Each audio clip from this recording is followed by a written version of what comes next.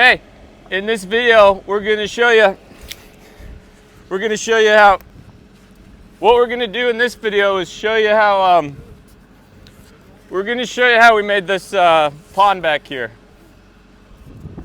Where are you?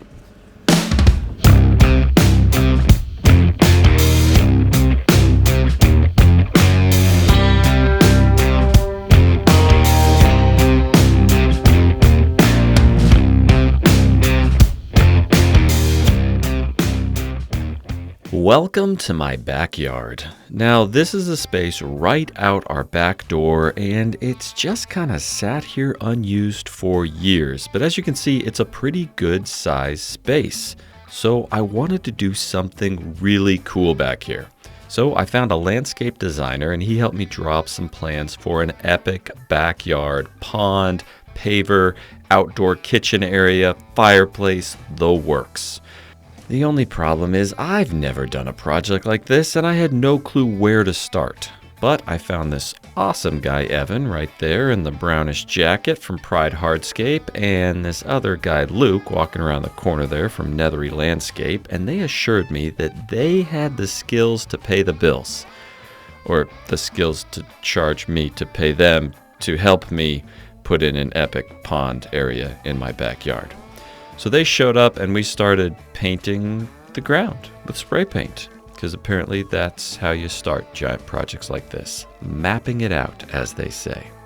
After some back and forth conversations, my backyard looked like this. I mean, I know it's just a few white lines on some grass and a giant hole where a tree used to be, but you can kind of start to see the vision. Pavers along the house, a pond with a little stream, pavers on the other side, outdoor eating area. If all goes well, my backyard should look like this in a few short months. But there's just one other issue. In order to get the heavy equipment that we need for this project to that spot in my backyard, we have to go across my pasture. And most of the months out of the year, my pasture is swampy and you can't drive heavy equipment across it. So we just built a temporary gravel road from the street all the way to my backyard. Because when you need a road, I guess you just build one. So that was kind of cool. And the funny thing is, this isn't permanent. We're going to scrape this all up when we're done with this project. It truly is a temporary road. After we got the road in, then truck upon truck upon truck started delivering boulders. Apparently, we're going to need a lot of them for this project. Once the boulders were dumped out by the road, Evan hopped on the JVC and started kind of moving them along our temporary road just to, put them someplace out of the way until we need them. That's kind of smart. So we kind of had this temporary road with a long line of boulders on either side, which I know the road's temporary, but I kind of liked the way it looked. Then finally we could get the heavy equipment into the backyard and start scraping and leveling the ground. I mean, you can see just in this one shot how swampy it gets this time of year in the Willamette Valley. A lot of groundwater, which a little foreshadowing is something that we're going to have to deal with once we get to the pond digging component of this project. So stay tuned for that. It's going to be all sorts of fun. In a day and a half, we managed to scrape up all the grass and kind of get everything somewhat roughly level just with the existing dirt that was there. And it looked like this. A big old muddy mess right out my back door. But things have to get worse before they get better, and I knew that going into this. Once we had the dirt all somewhat level, we could start bringing in a ridiculous amount of gravel to go on top of the dirt and give us a nice base to work on. So once again, they just started dumping loads of gravel out by the road, and then we used our temporary little gravel road to bring that all to the backyard, dump it, and smooth it out. Bucket by bucket, the water started to disappear and a nice dry gravel layer emerged. Now, as a novice to landscaping or any project on this scale, after the first layer of gravel, I assumed we were done. But boy was I wrong, because once they had one layer down, they brought in another layer. And then I thought they were done with it at that point. But no, then they started spreading this landscaping fabric on top of the gravel underneath to put more gravel on top. You see, this is where a big paver pad is going to go, and they really don't want weeds growing up through those pavers. So you put down the fabric, you spread some more gravel, and we could finally start building some things. Now, we already have this concrete pad poured along the back side of our house, and the design is to step off of that pad down a couple steps to a lower paver area that will be surrounded by these stone block planters. So the first thing we started building was those planters right up against that existing concrete pad. Now, I've never done stone block planters before, and it was actually a really cool process because you just stack them, but to stick them together you literally just use glue, which I thought was pretty crazy. It's a special kind of glue that reacts with water.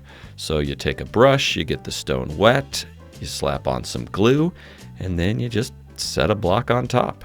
And in about an hour it hardens up, and just like wood glue, the glue joint is actually stronger than the block itself. So if you try and rip them apart, you're just going to end up breaking the stone, which is pretty crazy. A few days later, we had not only the planters built, but the steps as well, and things were really starting to take shape.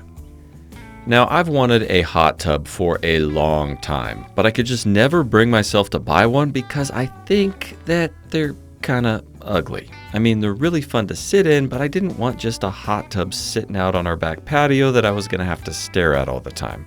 So I decided to go with a little bit more expensive of an option, but do an in-ground hot tub. Kind of. Because it's not really in the ground. It's actually going to be above the ground, but surrounded by a wall of boulders to make it look like it is in the ground, and then you can step into the hot tub right off the concrete pad, which is pretty sweet. So we laid a nice layer of gravel around where we needed to place the boulders for the hot tub, and then things got really scary because I climbed in the JBC and I started moving boulders around, pretending like I knew what I was doing. Now, I've had quite a few hours in one of these machines before when I used to work on a paving crew, but never in all the times I was paving roads was I asked to move around 1,000+ pound boulders.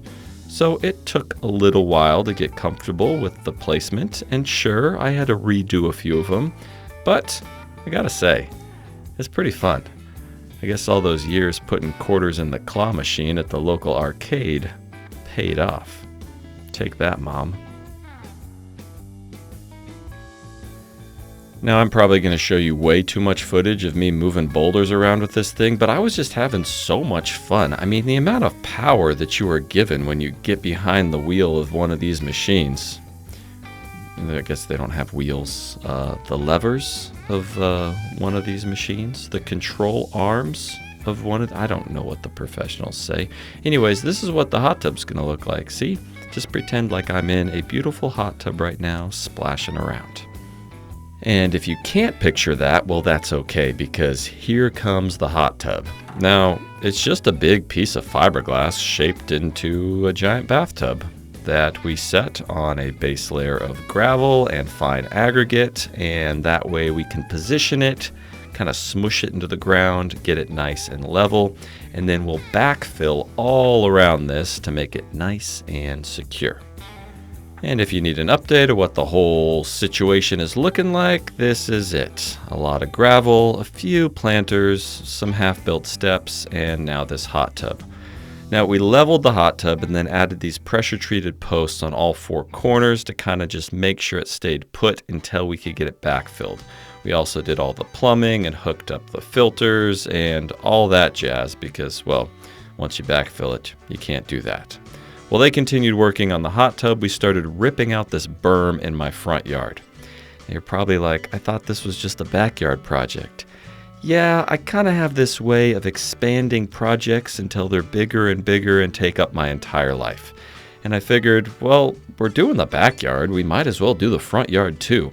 Now, we've never had any irrigation in our front yard, which means in the summertime it gets dry and crispy and it's not fun to hang out in the front yard. So I thought, we're tearing everything else up.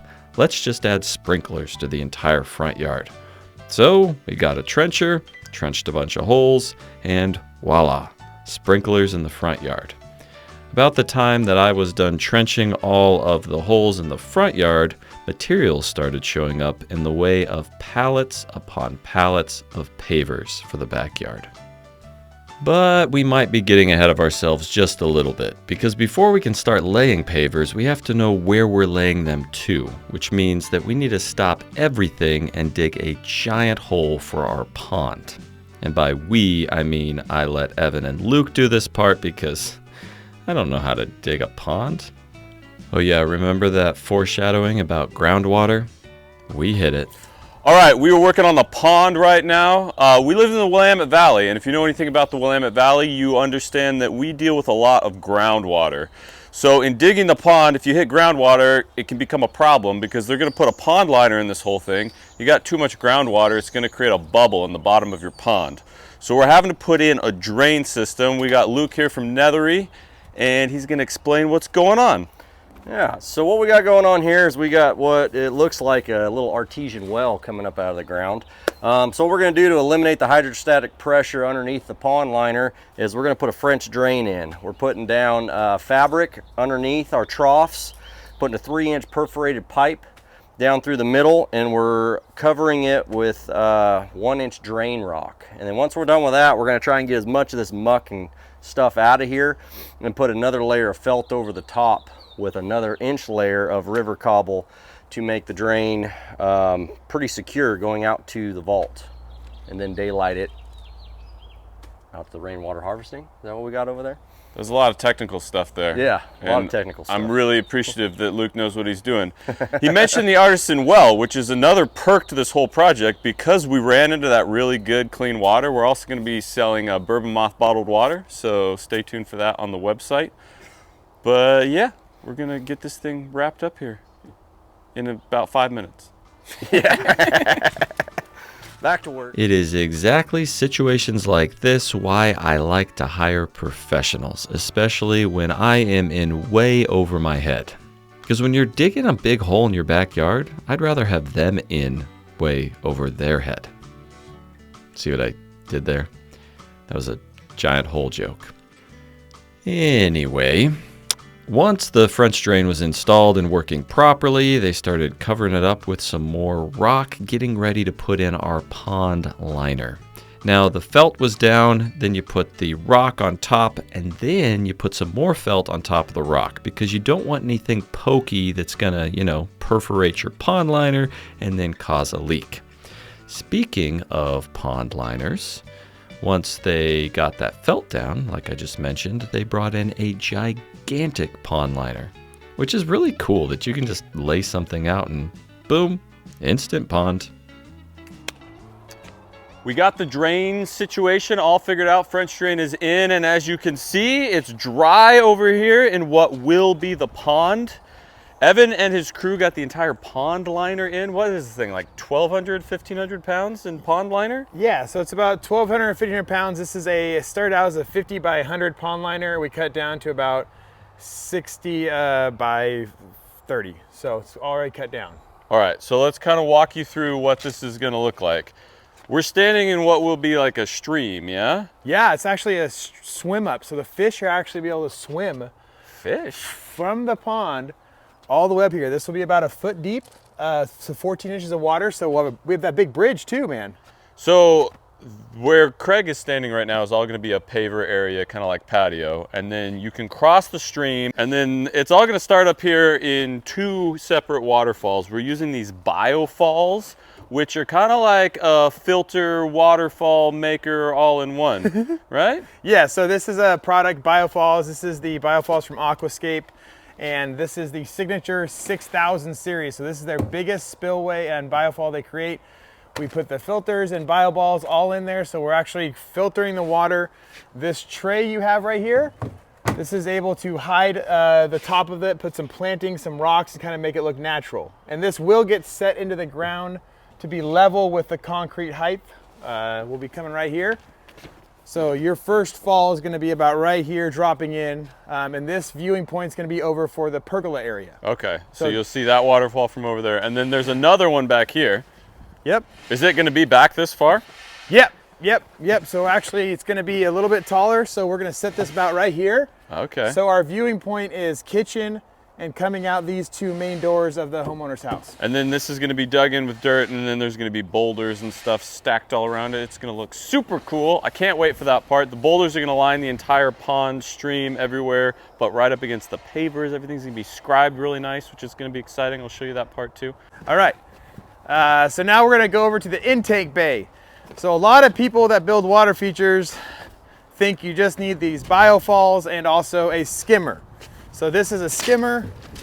A lot of people just think you need the biofalls and skimmer, but in this big of a pond, we want the intake bay too. So this is actually creating more water flow for your pumps. You're gonna have one pump in here, and we're gonna have one pump in here, and one pump in here. So we're having a total of 3 pumps. 3 pumps. Okay. And what this does is it makes it so debris does not clog up your pumps, and your pumps run cooler. So this is like a giant filtration system. Pretty much, just for water flow, so nothing can get, like, we'll have boulders all hiding this. We'll place some boulders right here, kind of make this look like an intake bay, but more natural, have some plants for filtration, stuff like that. And then do these need to be cleaned out?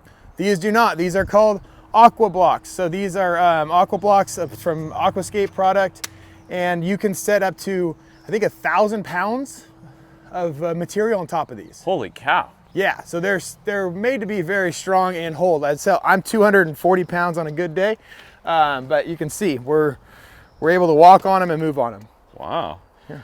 You can understand why I didn't want to just take on this project by myself and try and figure it out as I went, because there's a process and an order in which you have to do things to do it right. And that's why Evan has been such a huge help to figure all this out.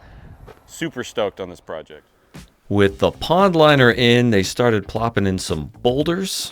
Plopping, that is a technical term used exclusively in the landscaping world. Probably not, I just made that up. As you can see, they got the little pump on one end there, and you can kind of start to see the general shape that the pond is going to be with the little creek and the paver areas and all that. Now, back to the front yard, because I tore that whole thing up. We got to make that look pretty too. Did you know you can hire a company to just come spray grass seed out of the back of a truck? It's the wildest thing. A guy shows up with a giant fire hose and they just start squirting out liquefied Gumby all over your yard. And the cool thing is this stuff is already fertilized. It's already like wet.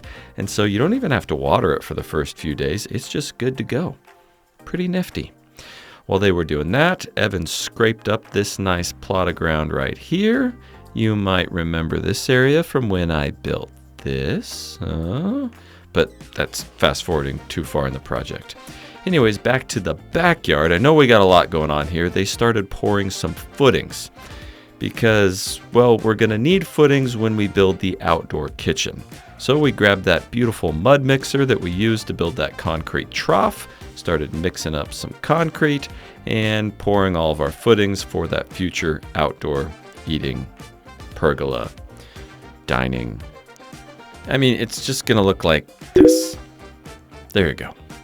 Also, on top of the whole eating area, in the far corner of that structure, I thought it would be really cool to do an outdoor fireplace. So while we were pouring footings for the structure itself, we also had to build a big form and pour a big footing for a future fireplace. Now, I don't know at what point I'm actually going to get this thing built or build it, but I know I want it eventually, so now is the time to do those footings.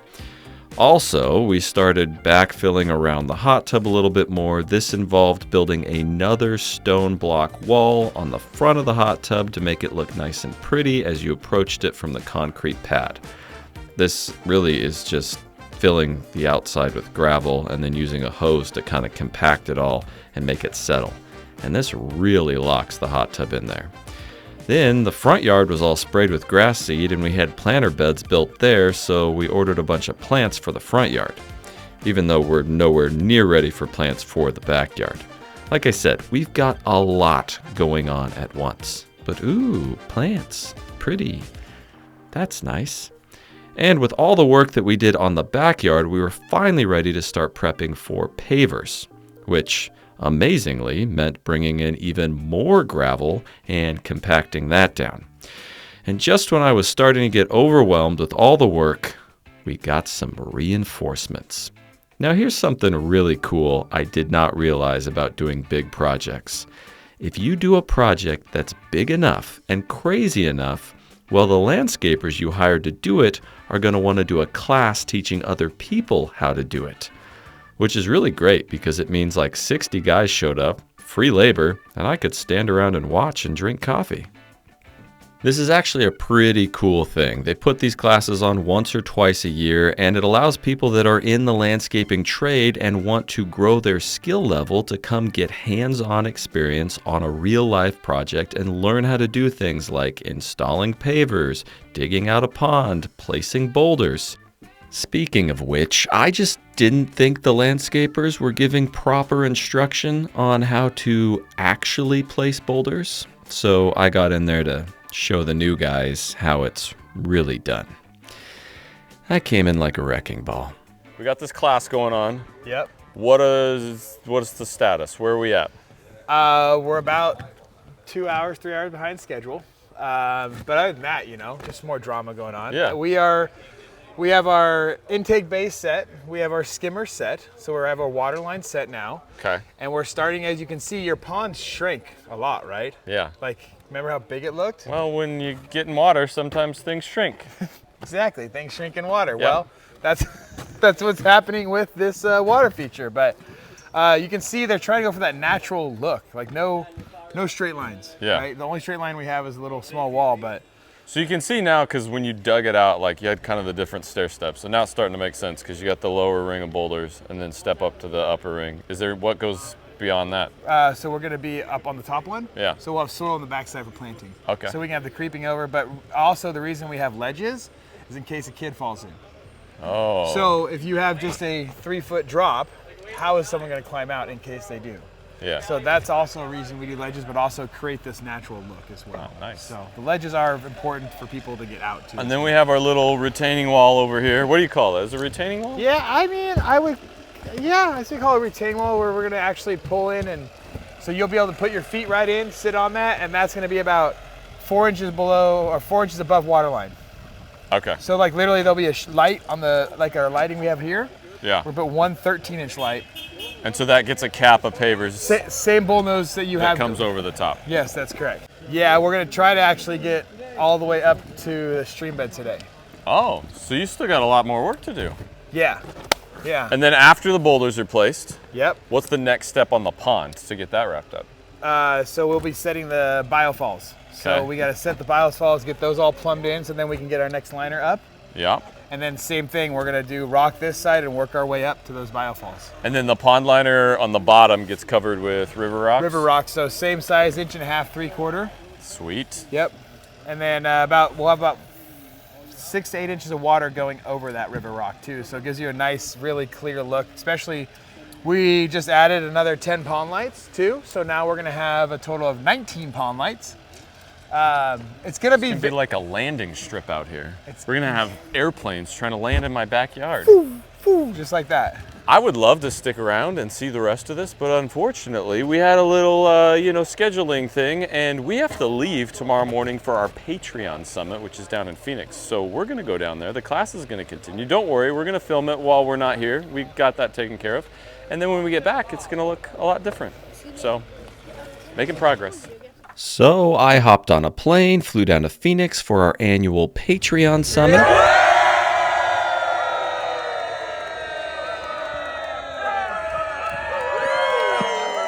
Just a quick little plug for our Patreon. If you're not signed up for Patreon, you are missing out on a ton of behind the scenes content, on the contests we do twice a year where you have a chance to win an opportunity for me to come out and build a project with you in your shop, and our annual Patreon summit where we pick a place, get together for a weekend, and just hang out and have fun. So there's a link in the video description. You should definitely sign up for that because that's where I'm at while everybody is at my house building a pond. As you can see, while I was gone, they were busy. They were placing boulders, putting in bridges, and then they finally started laying those pavers, which involved smoothing out a nice layer of fine aggregate and then plopping, again, technical term, down all those beautiful pavers. Now we went for tumbled pavers, which give them more of a rustic look. Basically, they take normal, nice pavers, they stick them in a machine that tumbles them around and breaks off all the edges. It's a way of making them look old before they're actually old. Which, I mean, I guess we could have laid new pavers and just waited a couple years, but I'm impatient. Now, I really wish I could tell you all the technical things they did while I was gone, but I just don't really understand most of them. I know they added more pond liner to that upper waterfall area. They added a lot more boulders, making it look as natural as possible. And then they covered up the pond liner on the bottom with that nice river rock. And then, crazy enough, they started filling up the pond with water, as you can see here, making sure that it didn't leak. They got that bridge in place, and they made sure all the boulders covered up all the bits of pond liner that were sticking out the edges. I mean, that's not a very technical description, I'm sure, but that's the best I got. I'm just not an expert. But this is a really cool drone shot that my friend Brad did while we were gone. I mean, you can really start to get a scale of the entire project in the back. And then you got to remember, we kind of wrapped around the entire front yard as well. So all in all, it was quite the undertaking. You can even see the treehouse over there to the right, and the tents and food trucks out in my pasture to feed all the people at this class. Once they got the pond filled with water and most of the boulders placed, they started planting things, which I didn't even know they were going to do. Apparently there are special plants for ponds, things like lilies and these little green googly guys. And the cool thing is you don't have to put them in dirt because they're made to grow in water. So you just kind of tuck them down into the rocks, and then you don't even have to water them because, well, did I mention that you just put them in the water, which is nice. Now, the pond looks a little milky and dirty now, but that's because they just filled it up and planted everything. In a few days, all that water will get nice and clear and filtered out, and it will look much more glorious. By this time, I had come back from the Patreon summit, built the trough, and they started working on all the decomposed granite paths that would wrap around the entire house. Now, somebody in the trough video said, "You sound so pompous calling it decomposed granite, just call it gravel." Well, you sound pompous because it is decomposed granite. It's different than gravel. You compact it and it gets rock hard, and it looks really cool. So just ease up. Anyways, after the decomposed granite paths, they worked on the auto cover for the hot tub, which is now full of water. And then they started working on the second paver area on the opposite side of the pond, only accessible by bridge and decomposed granite path. But look at all that space. That's where we're going to build the outdoor eating area / outdoor fireplace. Eventually. Someday. When we finish this project, which still, by the way, has a long ways to go. But I just couldn't hold off not showing you all the work that's been done, because this has been a doozy and we've been working on it for a very long time. We are getting so stinking close. We're not done yet. As you can see, there's still some stuff going on, some things to be finished, but the before and after on the space is pretty incredible. Huge thanks to the ginormous team of people that really came together to make this possible. I didn't know what I was doing half the time, but it was fun to tag along for the journey. Now, we're not done out here yet because there's still some other things we're gonna do. We're gonna do a nice big covered outdoor eating area over there with hopefully an outdoor fireplace. And then we got outdoor furniture, tables, chairs, side tables, coffee tables. I mean, the options are endless now that we have the space. So really, there's just one thing left to do, and that's cut to a dramatic drone shot.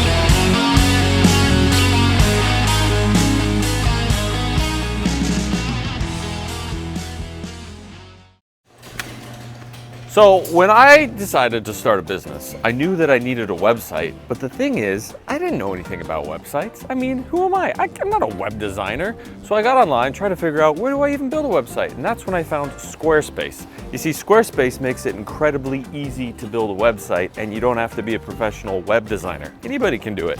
Basically, just get online, you pick out what templates you want, you customize it to make it, fit your business needs. And then if there's anything that you want to add to it, like a custom domain name, well, you can do that on Squarespace because you can buy the domain name right on their website. And you can sell products. And the cool thing is you can sell as many products as you want. If you want to put 1 million products on there, you put 1 million products on there. And Squarespace is doing some pretty sweet stuff with AI. So if there's things that you don't know how to do or analytics you can't figure out, well, you just let the robots take over and do them for you. Squarespace's Blueprint AI, it's basically this website builder. You get a fully custom website in just a few steps. They use basic information about your industry, goals, and personality to generate premium quality content and personalized design recommendations. I know, crazy. If you want to check out Squarespace and get 10% off your first purchase of a website or domain, just go to squarespace.com/BourbonMothWoodworking or use the coupon code BourbonMothWoodworking at checkout.